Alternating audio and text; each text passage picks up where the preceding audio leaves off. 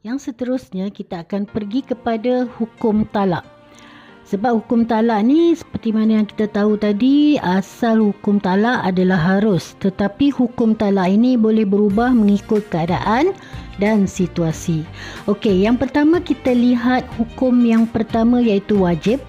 Macam mana yang dikatakan wajib? Iaitu apabila berlaku perbalahan antara suami isteri yang tidak dapat didamaikan setelah melalui proses mahkamah, atau seorang suami yang sering menzalimi isterinya, ataupun suami tidak memberi nafkah. Jika ada tiga situasi ini, maka hukum talaknya adalah wajib. Yang kedua, hukum talak menjadi sunat apabila isteri berakhlak buruk dan cara-cara lain untuk nak memperbaikinya. Dah dinasihat tak makan samannya, dah ditegur tak nak ambil peduli, masih lagi berkelakuan tidak baik, berakhlak buruk, maka situasi yang demikian hukum talaknya adalah sunat. Okey, hukum talak yang ketiga adalah makruh. Macam mana yang dikatakan makruh? Iaitu apabila suami menceraikan isteri yang berkelakuan baik atau menceraikan isteri tanpa sebab. Isteri tu punya baiknya lah, berakhlak mulia, taat, setia, sopan, isteri yang soleha. Baiklah, hukum talak yang seterusnya, yang keempat adalah haram. Iaitu apabila suami menceraikan isteri dalam keadaan haid ataupun nifas atau ketika suci tetapi telah disetubuhi tanpa diketahui hamil ataupun tidak. Maksudnya di sini ialah haram bagi si suami menceraikan isterinya ketika isteri dalam keadaan haid, ataupun isteri dalam keadaan nifas. Nifas ni maksud dia darah yang keluar selepas isteri bersalin, yakni dengan kata lain isteri masih dalam pantang, tiba-tiba dia ceraikan, maka haram menceraikan isteri dalam keadaan nifas ataupun ketika suci tetapi telah disetubuhi. Maksudnya di sini ialah apabila dah disetubuh masa dalam keadaan suci, keberangkalian untuk mengandung tu tinggi. Jadi kita tak pasti lagi sama ada dia tu hamil ataupun tidak. Jadi kalau dalam situasi yang ni pun haram bagi si suami untuk menceraikan isterinya. Baiklah, yang seterusnya kita akan pergi kepada jenis-jenis talak.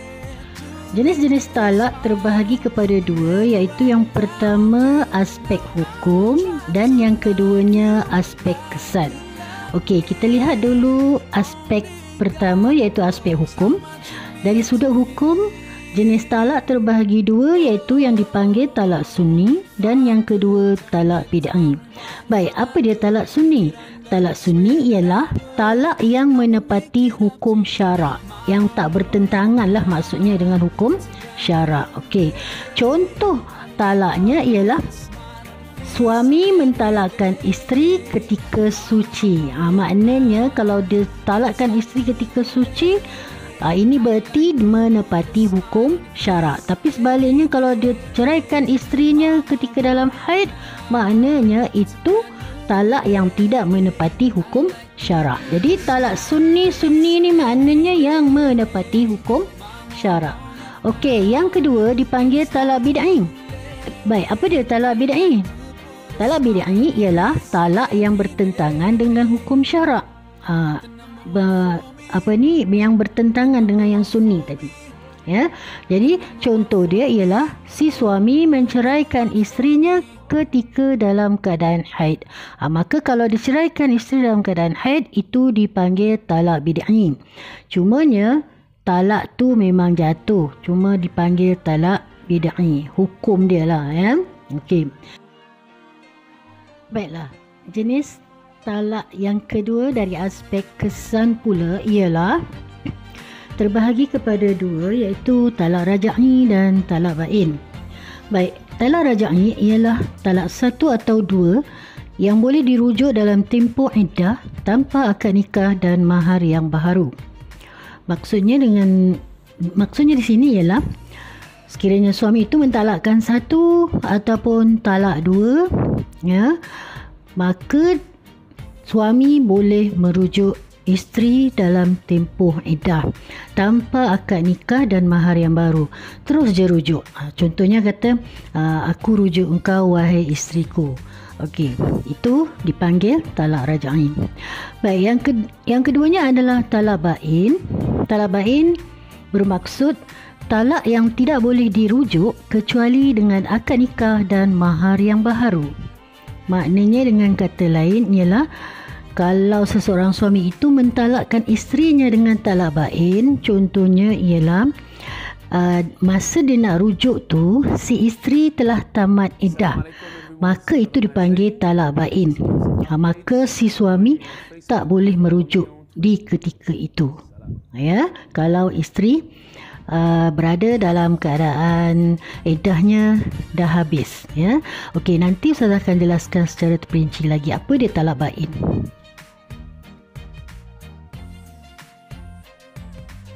Okey, talak bain terbahagi kepada dua. Yang pertama dipanggil bain sughra dan yang keduanya dipanggil bain kubra. Okey, kita lihat yang pertama, bain sughra, iaitu mentalakkan isteri dengan talak satu atau dua yang telah tamat tempoh iddah atau yang ditalak dengan fasakh ataupun khulu'. Sekiranya ingin merujuk kepada isteri tadi, maka si suami hendaklah akad nikah dan mahar yang baru. Ini dipanggil bain sughra. Dan bain sughra ni contohnya yang pertama ialah suami mentalakkan isteri dengan talak satu atau dua tapi telah tamat tempoh iddah, baru dia nak rujuk. Maka itu dipanggil bain sughra. Dan contoh yang keduanya, atau si isteri tadi diceraikan oleh suami melalui fasakh. Fasakh ni maknanya melalui kuasa qadi. Qadi yang menetapkan pembubaran perkahwinan tersebut. Ataupun khulu'. Khulu' ni maksudnya si isteri tadi diceraikan melalui pembayaran. Maknanya dengan kata lain ialah bermaksud si suami boleh ceraikan isteri tapi dengan syarat si isteri kena bayar khulu'. Bila dah ada buat pembayaran, maka tertalaklah isteri tadi dan suami pun dilafazkanlah talak dia. Okey, sekiranya suami tadi ingin merujuk kepada si isteri tadi, maka dia hendaklah akad nikah dan mahar yang baru kalau yang talak satu dan dua, ya. Okey, yang keduanya ialah bain kubra. Bain kubra ialah mentalakkan isteri dengan talak tiga sekaligus. Jika ingin rujuk kepada isteri, maka dia kena ikuti SOP ini, ya. Yang pertamanya ialah kalau nak rujuk dengan bekal isteri, syaratnya ialah bekal isteri, syarat pertama ialah bekal isteri hendaklah berkahwin dengan orang yang baru. Kemudian bekal isteri dia bersama dengan suami baru, ya. Maknanya ada bermalam bersama, ya. Dan yang ketiganya bekal isteri diceraikan dan si isteri tadi menjalani iddah suami yang baharu. Ini dipanggil bain kubra. Kamu kena ingatlah bain kubra ni maknanya talak tiga sekaligus. Sekian sahaja buat kali ini. Saya harap apa yang telah saya sampaikan dan terangkan tadi dapat memberi manfaat kepada anda semua dan diharap awak semua boleh faham apa yang telah Ustazah terangkan. Baik, yang seterusnya bagi memastikan awak semua faham tajuk yang telah Ustazah bentangkan tadi, maka di sini Ustazah bekalkan latihan pengukuhan untuk awak, ya. Buat latihan ini hanya ada dua soalan sahaja, iaitu soalan yang pertama, nyatakan hukum dan berikan alasan bagi situasi berikut. A. Ali menceraikan isterinya melalui SMS. B. Ahmad mentalakkan isterinya yang sedang mengandung. Okey, kemudian soalan yang kedua adalah berkenaan dengan soalan kebat. Okey, statement yang menunjukkan di situ ialah Puan Tihani pergi ke Mahkamah Syariah bagi memfailkan tuntutan cerai kerana tidak tahan dengan sikap dan perangai suaminya yang sering memukul dan menyepaknya sebaik saja sampai di rumah setelah pulang dari kerja. Soalannya, sekiranya anda adalah seorang hakim, bagaimanakah anda dapat menyelesaikan masalah pasangan ini? Okey, itu sahaja buat kali ini tajuk kita pada hari ini. Wabillahi taufiq wal hidayah. Wassalamualaikum warahmatullahi wabarakatuh.